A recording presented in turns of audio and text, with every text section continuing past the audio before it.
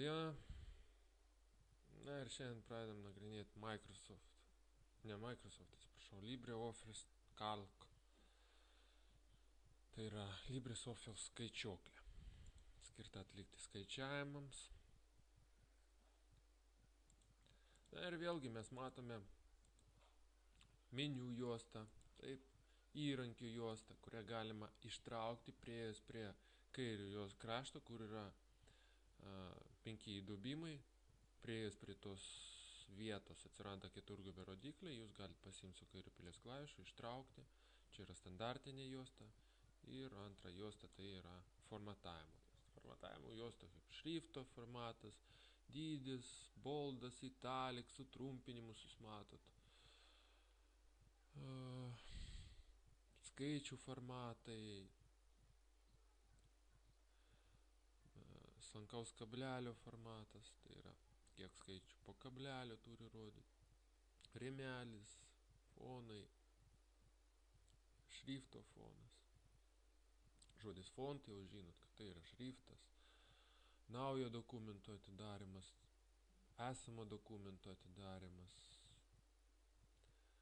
eksportavimas PDF formatą, kalbos tikrinimas, iškirpimas, kopijavimas, teptukas, rūšiavimas, sortą, diagramą,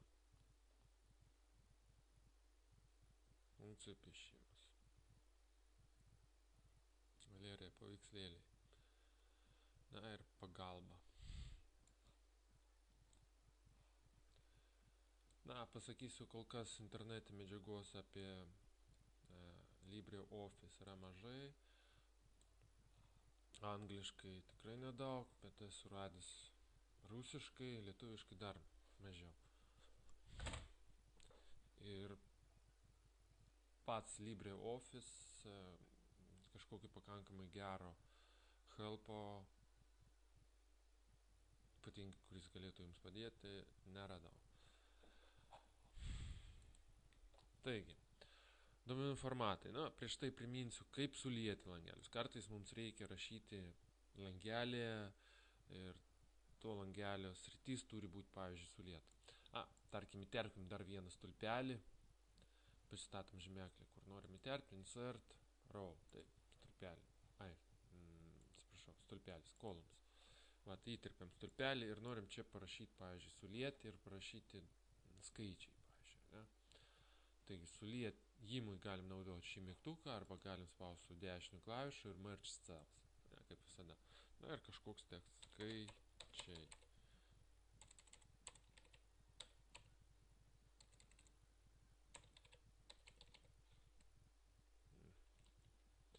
Jeigu norim, tarkim, parašym klaidą ir norim ištaisyti tekstą, paspaudžiam dvigubai ir pastatom žymeklį ten, kur norim taisyti. Jei pastatėm žymeklį prieš tą raidę, kurią norim ištrinti, tai reikės su backspace ištrinti. Jeigu būtumėt pastatę už to ženklo, tai tuomet delete. Skaičiai. Tarkim, mes norim sucentruoti horizontalioje pozicijoje, o vertikalioje teks paspausti su dešiniu klavišu, nueiti į format cell skyrelį ir pasirinkti vertikalioje pozicijoje middle, vidurinis. Ok. Jei norim mes ją persti 90 laipsnių, vėl, pavyzdžiui, mes turim format cells nueiti, nors ten buvo text direction, ne. Format cells, skyrelis alignment, tai žinot, krypties.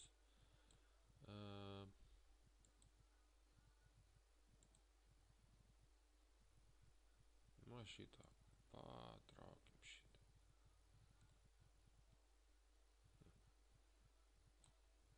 Norint 90, turim pakeisti spalvą. Kai jūsų žymeklis sutampa su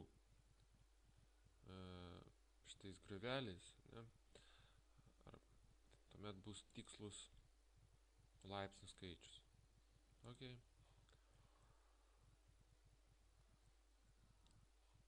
Gerai.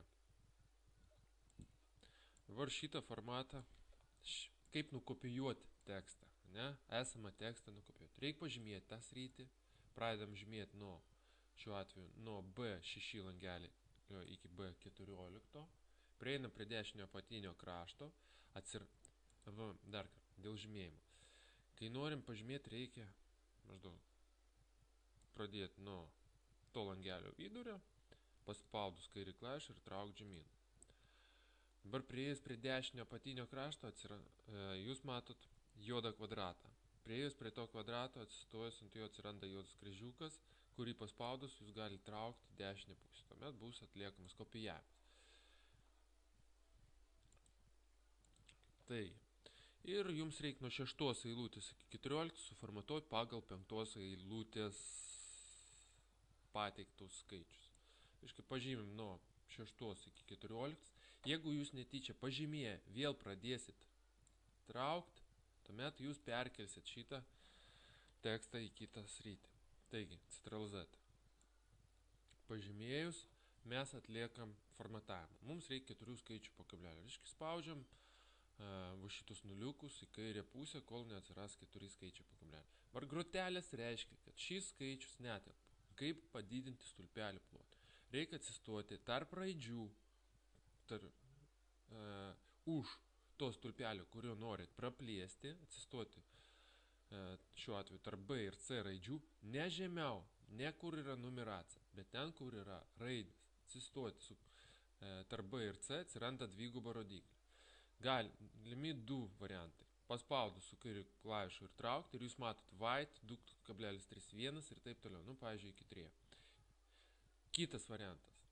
Jeigu jums nėra tikslo, pavyzdžiui, pasiekti ten 3,5 cm arba 5 cm, bet jūsų tikslas yra praplėsti ant tiek, kad šis stulpelis būtent sutalpintų maksimalų skaičiaus ilgį. Tada atsistoja tarp B ir C ir dvigubai su kairio pelės klavišu. Tuomet bus sumažintas arba padidintas stulpelio plotis iki tiek, kiek kad tilptų to skaičiaus ilgis, maksimalaus.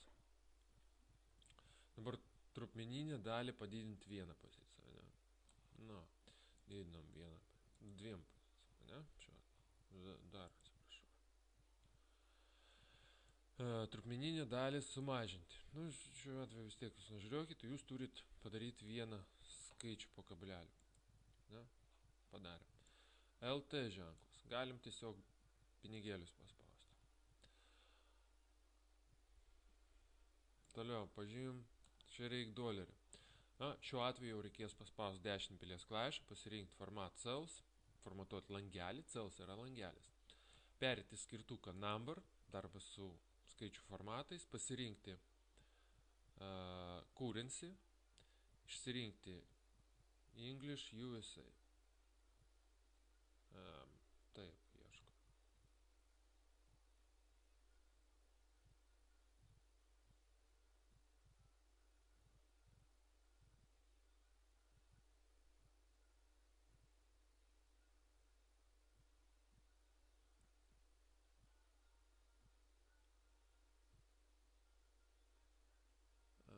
Gal jau doleriai nepopuliarūs.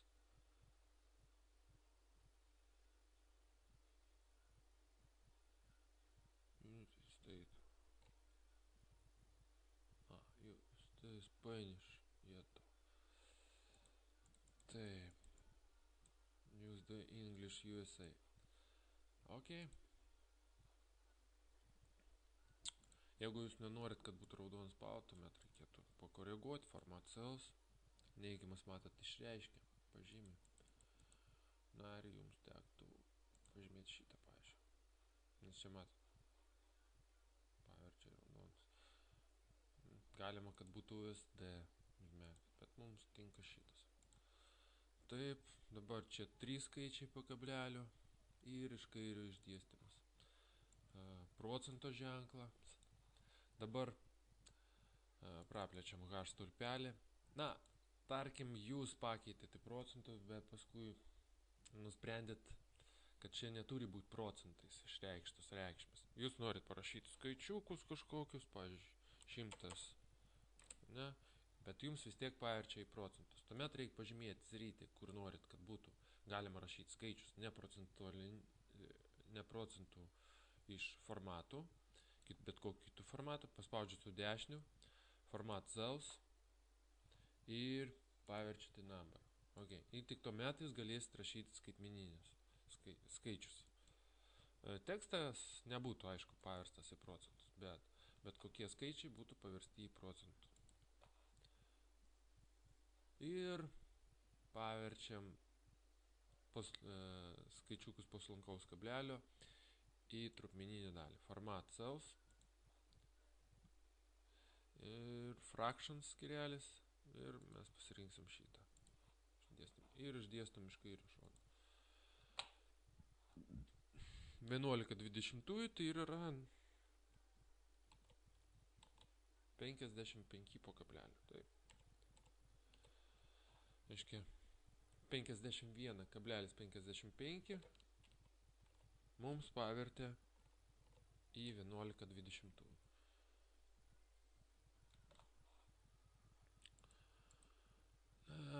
Prekės. Skaičiuosim prekės, gal šiek tiek vėliau dar apie formatus pakalbėkim.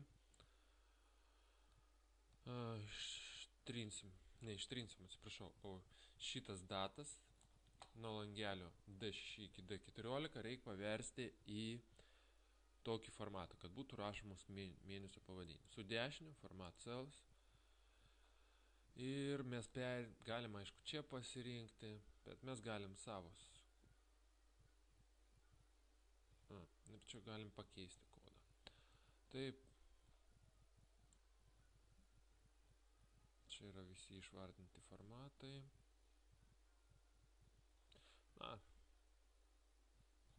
Matot, mėnuo, metai, jeigu norim, kad būtų 4 skaičiai, iš 4 skaitmenų sudarys, tuomet turi būti 4 Y. Jeigu mes dabar žiūrėkit šitoj vietoj, jei mes sumažinam skaičiukus, raidės, tai tuomet atsiranda tik skaičiai vietoje mėnesio pavadinimo. Ir mums nereikia, kad būtų ŠT, o tiesiog mums turi būti diena. D, 2D. Jeigu jūs dar rašytumėt dienų, tai pasidarytų šeštadienis. Kągi, tiesiog pažymėm šitą punktą, atsirado matyti naujas formatas ir spaudžiam OK. Dar turėjo būti brūkšneliai. Taip, einam vėl su dešiniu format cells ir įvedam brūkšnelius.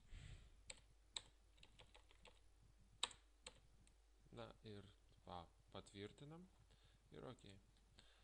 Taigi, čia mes norim, kad būtų skaičiai, kai jūs įrašot, pavyzdžiui, kažkokį telefoną, bet kurios darbuotojo, kad skaičius paverstų į tokį formatą, kad jums nereikėtų kiekvieną kartą spausti tarpą, brūkšnelį ir taip toliau. Kai yra atskirti tam tikrai skaičiukai jūsų dokumente, jūsų įvedamam telefone, yra žymiai patogiau. Taip? Reiškia, mes sukursim šitą formatą, spaudžiam su dešiniu format cells. Tai bus naujas formatas. Tai bus tiesiog number formatas. Taip.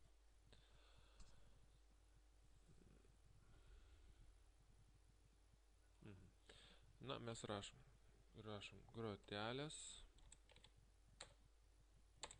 Shift ir grotelė.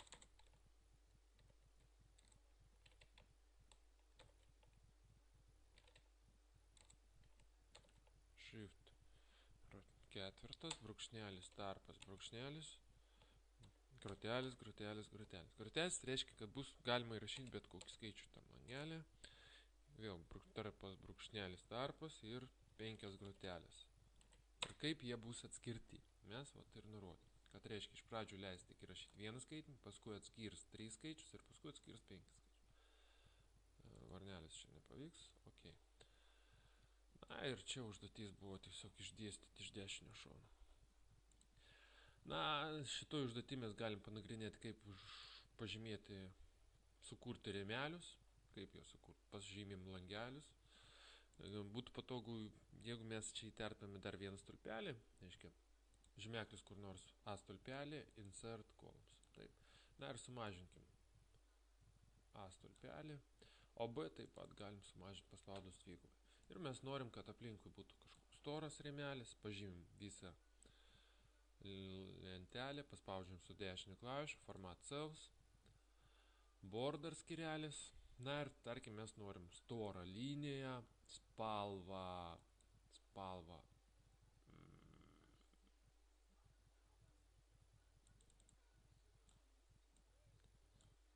žeblių 3 ir kur mes norim. Pažymim. Šis rėmelis bus uždėtas aplinkui. Story nepakeitėme. Ir vėl reikia užspaudėm. Gerai. Dabar mes norim reikėtų pažymėti bet kokį iš pradžių iš tų. Pavyzdžiui, va tokią. Šitą liniją norim pakeisti į punktyrą. Va, pasikeitė, dar biškį pastorinam. Ir norim, kad jinai būtų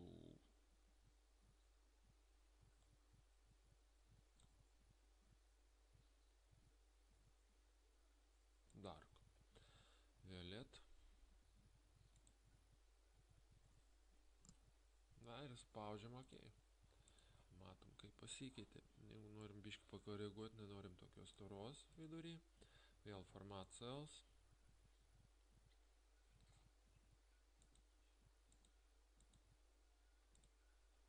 Visus pažymėjau vidinius. Gal tegul būna dviguba tokia. Orange. Geras storis. Tik to. Tarkim, mes norim uždėti foną, pažymėm stulpelį, pasirinkam background. Na ir turėtume šviesą uždėti kokį nors, ne? Per daug gal šviesą, o čia tamsesnį kažkokį uždėsim. Pažymėjom sritį, background skirelis. Na, tarkim tokį. Čia dar kažkokią šviesą spalvą. Jeigu mes tekstą norim spalvą pakeisti, nu, vėl pažymim. Ir va, raidė A, font color. Na ir mes pasirinkam teksto spalvą. Kągi, judam toliau. Prekės. Ar dar kažką tai. Jo, perinam prie prekių. Ištrinsim, pažymėsim nuo D5 iki E20 delete. Ir pažymim nuo 16 langelio iki 20 C stulpelį. Atsiprašau, gal pažymėkim iškart daugiau. Jeigu norim pažymėti, pavyzdžiui, nuo D5 iki E18 ir norim pažymėti dar atskirą langelį C16, C20, tada reikia užspausti, laikyti Ctrl mygtuką ir žymėti tas rytį. Delete paspaudžiam. Atsiprašau, kainos nereikia trinti už kilogramą. Šitą E5, E18 ir C16, C20. Delete. Ištrinę.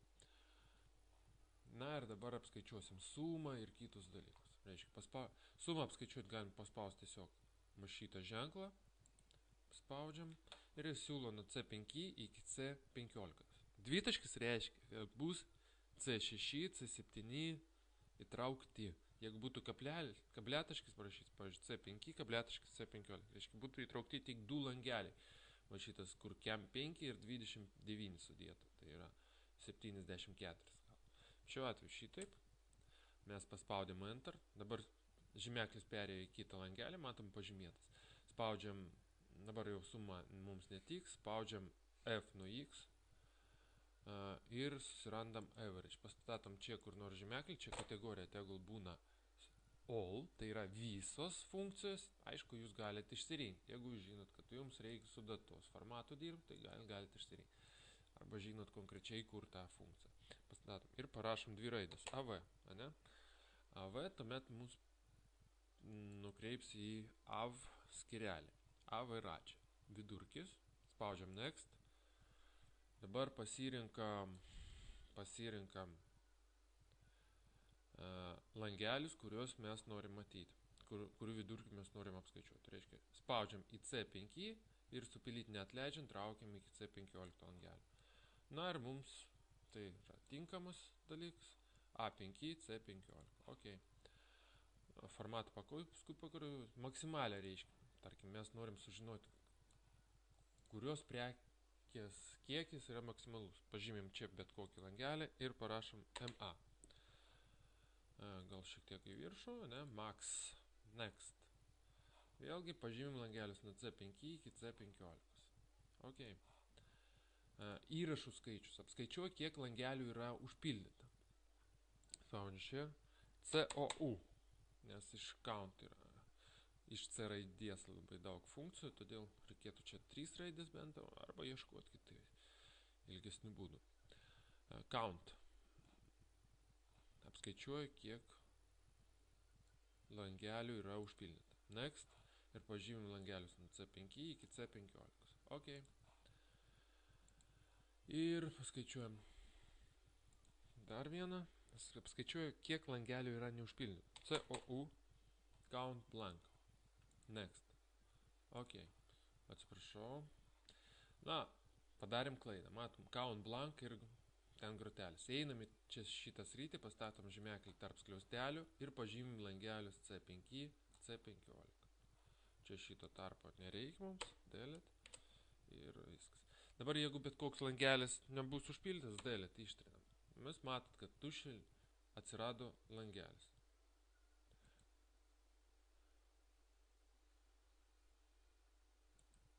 O čia pasidarė 10. Jeigu vėl mes grąžinsim Ctrl+Z, vėl čia bus 11. Formatus galim koreguoti. Mums čia, tarkim, nereikia, kad būtų po kablelio rodoma.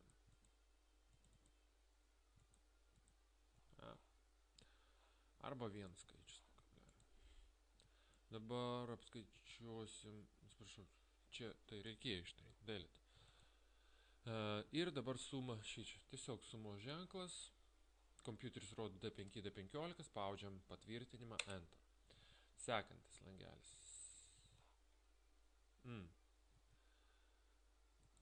Taigi mes čia apskaičiavom jau. Taip pat nereikia čia delete. Dabar kaip kopijuojamos formulės. Kaip pažiūrėtų, kokia yra formulė tam vienam ar kitam langelį. Pažymim šitą langelį ir matom, kad čia vidurkis. Įeiti į šitą langelį paspaudim dvigubai, arba tiesiog čia galim spausti. Nėra skirtum. Atsisakyti Escape.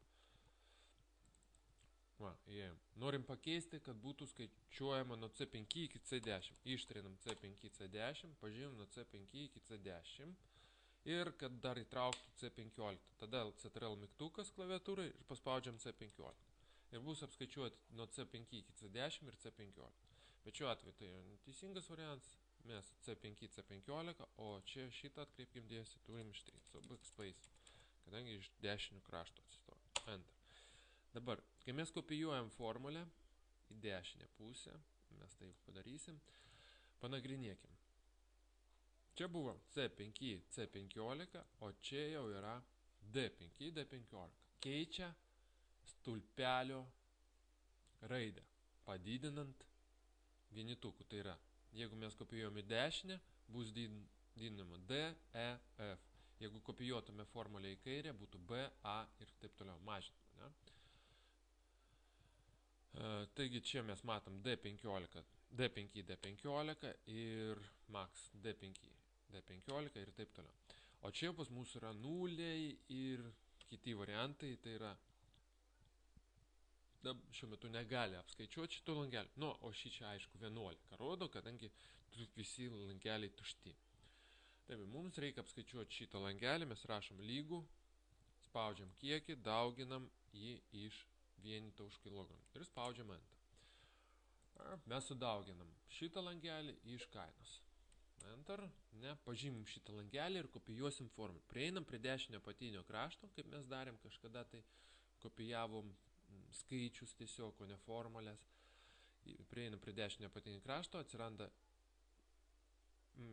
kur matom kvadratėlį juodą, atsiranda juodas kryžiukas, paspaudžiam kairį pilies klavišą ir traukiam. Vėlgi priminsiu, jeigu jūs netyčia paskui paimsit ir patrauksit į šoną, jūs perkelsit šitus duomenis kartu su formulėm, aišku, Ctrl+Z. Na ir kągi, mums reikia padaryti, kad čia būtų LT ženklai, šitoj srity. tik šį čia, taip? Nu, ir vidur, ne, atsiprašau, va šį čia. Maksimaliai reikšmė gali būti. Įrašų skaičiams ir tušių lastelių skaičiui taip nereikia. LT ženklą, todėl mes tik čia uždam. Ir sucentruotai, tarkim. Arba būtų gražiau tikriausiai iš dešinio šono išdėstyti.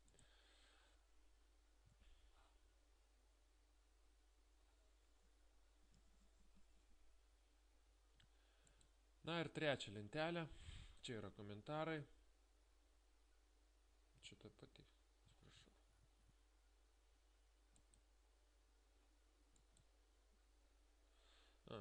Čia ta pati, todėl šitos mes nedarysim. Čia buvo be komentarų. Šitą, ne? Galėjot daryti tą pačią trečią lentelę. Gerai.